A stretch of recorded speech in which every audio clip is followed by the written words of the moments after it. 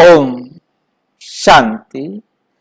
आपका प्रश्न है, परम आत्मा का जन्म होता है परंतु पुनर्जन्म नहीं, कैसे?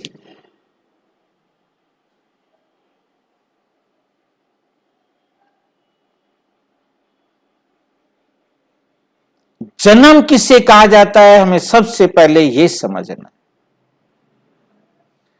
आत्मा का इस शरीर में आना, इसे कहा जाता है जन्म। आत्मा का शरीर से जाना, इसे कहा जाता है मृत्यु। जन्म का अर्थ हुआ आत्मा जब शरीर में प्रवेश करे, और मृत्यु का मतलब हुआ आत्मा जब शरीर को छोड़े। इस बात को हमें बहुत बहुत अच्छी तरह से समझना है। और परमपिता परमात्मा आकर हमें अपने जन्म और मृत्यु का राज समझाते, क्योंकि परमपिता परमात्मा कहते, बच्चे मेरा अपना शरीर नहीं है। मुझे कहा जाता है अजन्मा, मैं कभी जन्म नहीं लेता हूं। मुझे कहा जाता है अशरीरी, मेरा शरीर नहीं है। मुझे कहा जाता है अभोक्ता, मैं कभी भी संसार को भोगता नहीं हूं। मैं आकर सारे संसार को पावन बनाने की विधि सिखाता हूं, परंतु मैं भोगता नहीं हूं। ना मैं सतयुग में आता हूं, ना मैं त्रेता में आता हूं, और ना मैं द्वापर और कलयुग में आता हूं। मैं आता हूं कल्प के संगम युग पर। परमात्मा कहते, बच्चे मैं आता हूं कल्प के संगम युग पर। इस बात को भी हमें बहुत अच्छी तरह से समझना होगा। ये कल्प किसे कहते हैं? जिसमें परमपिता परमात्मा आकर हम सारे संसार की आत्माओं को पावन बनाते हैं। होवनहार महाभारी विनाश के समय निराकार परमात्मा शिव के साथ प्रीत बुद्धि वालों की विजय होगी। ये सब ब्राह्मण बैठे हैं, तो परमात्मा आकर कैसे ब्राह्मणों को देवता बनाते हैं।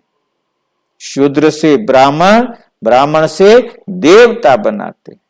तो हम कल्प देख रहे हैं। कल्प कहा जाता है चारों युगों के ग्रुप को।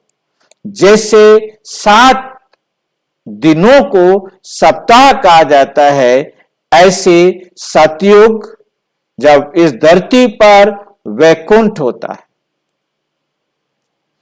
उसके बाद सतयुग में 8 जन्म स्वर्ग का सतो प्रधान समय, त्रेता सतो समय जब 12 जन्म होते हैं।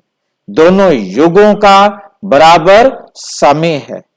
फिर त्रेता के बाद द्वापर आता है, जहां से भक्ति शुरू होती है, दुख शुरू होते हैं, और फिर कलयुग आता है। इन चारों युगों के बीतने पर कलयुग की समाप्ति के समय और सतयुग के आदि के समय परमपिता परमात्मा आते हैं।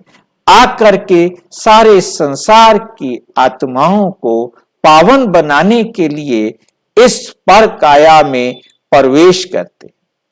क्योंकि परमात्मा के पास शरीर नहीं, वह हमसे कैसे बात करे? तो प्रजापिता ब्रह्मा के तन का आधार लेते हैं। कब? पुरुषोत्तम संगम युग पर। जहां ईश्वरीय ब्राह्मण वर्ण होता है। जो भी परमात्म ज्ञान को लेते हैं उन्हें ब्राह्मण वर्ण कहा जाता है। और ये एक जन्म ही ऐसा होता है जहां सबका चढ़ती कला होती, सबके जीवन में सुधार आता है। तो इसलिए जिसे गुरु नानक जी ने कहा, नानक नाम चढ़दी कला तेरे पाने सर्व का भला। तो परमात्मा आकर समझाते कि मैं आकर चढ़ती कला करता हूं, मेरे सिवाय कोई भी चढ़ती कला कर नहीं सकता। तो परमात्मा आकर संगम युग पर जब एक कल्प खत्म होने वाला है, दूसरा कल्प शुरू होने वाला है, उस समय परमात्मा इस प्रजापिता ब्रह्मा के तन का आधार लेते हैं। जिसे गीता में लिखा गया, बूढ़े तन का आधार लेता हूं, पर काया में प्रवेश करता हूं। सत्यनारायण की आरती में भी लिखा गया, बूढ़ा ब्राह्मण बनकर कंचन महल की। क्योंकि पहला पहला ब्राह्मण ब्रह्मा है, जो सबको आप समान बनाने की ट्रेनिंग देते। तो परमपिता परमात्मा आकर इस पर काया में प्रवेश करते हैं। तो शरीर में प्रवेश करना माना जन्म, शरीर में प्रवेश करना माना जन्म। शिव जब इनके तन में प्रवेश करते हैं, जिसकी यादगार शिव जयंती मनाई जाती है, शिव अवतरण मनाया जाता है। क्योंकि शिव परमपिता परमात्मा इस धरती पर आए सारे संसार का उद्धार करने के लिए, तमसो मां ज्योतिर्गमय करने के लिए, सर्व का कल्याण करने के लिए। तो उनके अवतरण को, उनके जन्म को शिव जयंती कहा जाता है। शिवरात्रि भी कहते हैं, क्योंकि परमात्मा अज्ञानता की घोर अंधेरी रात में आकर सारे संसार की आत्माओं को तमसो मां ज्योतिर्गमय करते हैं। तो हमें स्पष्ट हुआ कि परमात्मा ने इनके तन में प्रवेश किया, इसलिए उनका जन्म है। जैसे दूसरी कोई आत्मा अपने शरीर को बनाती है, जब वो शरीर को छोड़ती है तो शरीर की मृत्यु होती है, परंतु परमपिता परमात्मा जब इनके तन को छोड़ते हैं तो इनकी आत्मा तो है ना, शरीर की मृत्यु नहीं हुई। जन्म हुआ, मृत्यु नहीं हुई।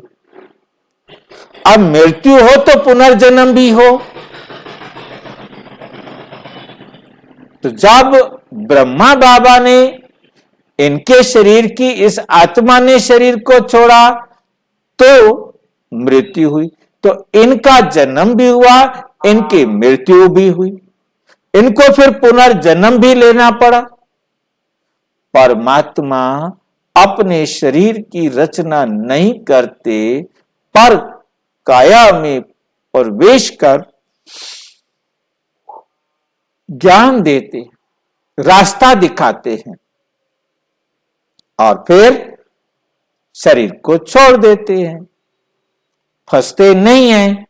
हमने शरीर को बनाया और इसके बंधन में फंस गए। ठीक है, हमारे जन्म के बाद मृत्यु होती है, फिर पुनर्जन्म होता है, मृत्यु होती है, पुनर्जन्म होता है, परंतु शिव बाबा कभी पुनर्जन्म नहीं लेते। पुनर्जन्म तब हो जब पहले मृत्यु हो।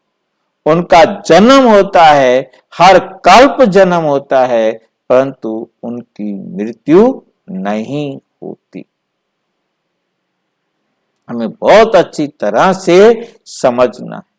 वे आकर पाठ बजाते हैं पर काया में, अपनी काया से, अपने शरीर से कोई पाठ नहीं बजाते हैं।